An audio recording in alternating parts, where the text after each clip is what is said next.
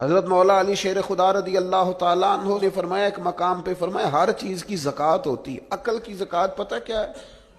حضور کیا فرمایا؟ عقل کی زکوٰۃ جاہلوں کے ساتھ گزارا کرنا ہے۔ تیری عقل کی زکوٰۃ نکلے گی، تجھے پتہ چلے گا کہ تو کس طرح گزارا کرتا ہے، اور اگر تو جاہل سے گزارے نہیں کر سکتا تو پھر اس کا مطلب یہ ہے کہ تو نے علم کو سمجھا۔ حضرت مولا علی شیر خدا رضی اللہ تعالیٰ عنہ نے فرمایا، ایک مقام پہ فرمایا ہر چیز کی زکوٰۃ ہوتی ہے، عقل کی زکوٰۃ پتہ کیا ہے؟ حضور کیا فرمایا؟ عقل کی زکوٰۃ جاہلوں کے ساتھ گزارا کرنا ہے۔ تیری عقل کی زکوٰۃ نکلے گی، تجھے پتہ چلے گا کہ تو کس طرح گزارا کرتا ہے، اور اگر تو جاہل سے گزارے نہیں کر سکتا تو پھر اس کا مطلب یہ ہے کہ تو نے علم کو سمجھا۔ فرمایا ایک مقام پہ فرمایا ہر چیز کی زکوٰۃ ہوتی ہے، عقل کی زکوٰۃ پتہ کیا ہے؟ حضور کیا فرمایا؟ عقل کی زکوٰۃ جاہلوں کے ساتھ گزارا کرنا ہے۔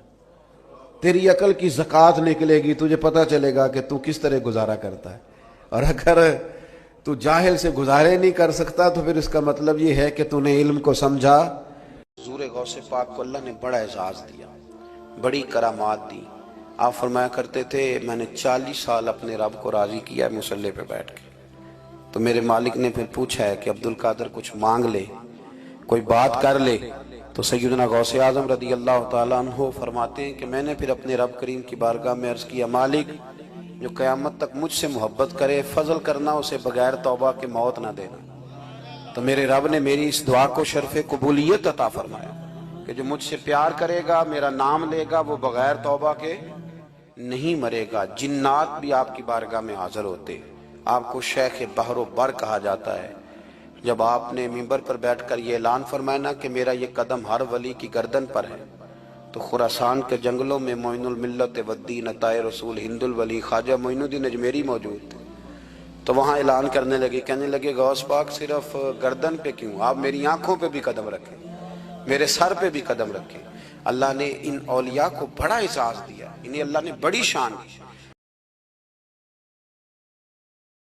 حضور غوث پاک کو اللہ نے بڑا اعزاز دیا، بڑی کرامات دی۔ آپ فرمایا کرتے تھے میں نے 40 سال اپنے رب کو راضی کیا ہے مصلی پہ بیٹھ کے، تو میرے مالک نے پھر پوچھا ہے کہ عبدالقادر کچھ مانگ لے، کوئی بات کر لے، تو سیدنا غوث اعظم رضی اللہ تعالیٰ عنہ فرماتے ہیں کہ میں نے پھر اپنے رب کریم کی بارگاہ میں عرض کیا، مالک جو قیامت تک مجھ سے محبت کرے فضل کرنا، اسے بغیر توبہ کے موت نہ دینا۔ تو میرے رب نے میری اس دعا کو شرف قبولیت عطا فرمایا کہ جو مجھ سے پیار کرے گا، میرا نام لے گا، وہ بغیر توبہ کے نہیں مرے گا۔ جنات بھی آپ کی بارگاہ میں حاضر ہوتے، آپ کو شیخ بحر و بر کہا جاتا ہے۔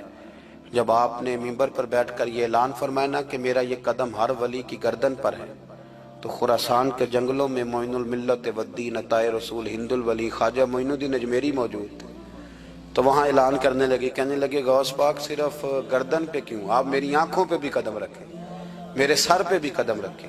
اللہ نے ان اولیاء کو بڑا اعزاز دیا، انہیں اللہ نے بڑی شان دی۔ اپنی نسبت اللہ کے بندوں سے مضبوط رکھیں۔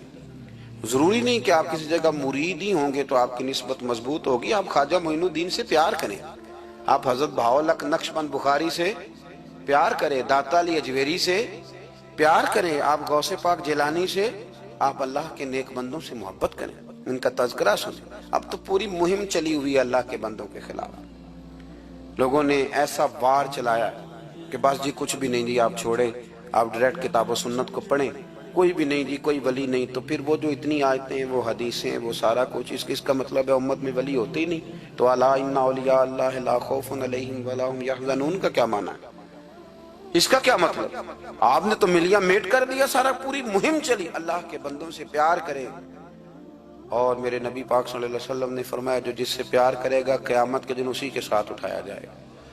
اور حضرت ابو ذر غفاری نے عرض کیا تھا یا رسول اللہ اگر وہ ان جیسے عمل نہ بھی کرے تو فرمایا اللہ بڑا کریم ہے، ایمان کی سلامتی سے جائے اللہ ان کے ساتھ ہی کھڑا فرما دے گا۔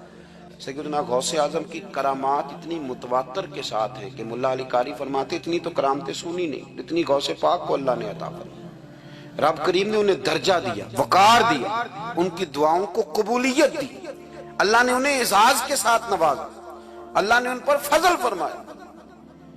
ایک تاجر تھا تو ملک شام جاتا تھا اکثر تجارت کرنے کے لیے، مال کما کے لاتا، غریبوں کی بھی مدد کرتا۔ مدارس کی، مساجد کی، سب جگہ جہاں دین کی ضرورت ہوتی پہنچتا۔ ایک بغداد میں اور درویش بھی گزرے جن کا نام شیخ حماد ہے، وہ بھی بڑے درویش تھے۔ وہ تاجر شیخ حماد کے پاس گیا، کہنے لگا میرے لیے دعا کر دے، میں جا رہا ہوں سفر کے لیے۔ تو انہوں نے کہا میں صبح بتاؤں گا۔ استخارہ کیا، صبح کہنے لگے نہ جانا، تیرا مال بھی لٹ جائے گا اور تو قتل بھی ہو جائے گا۔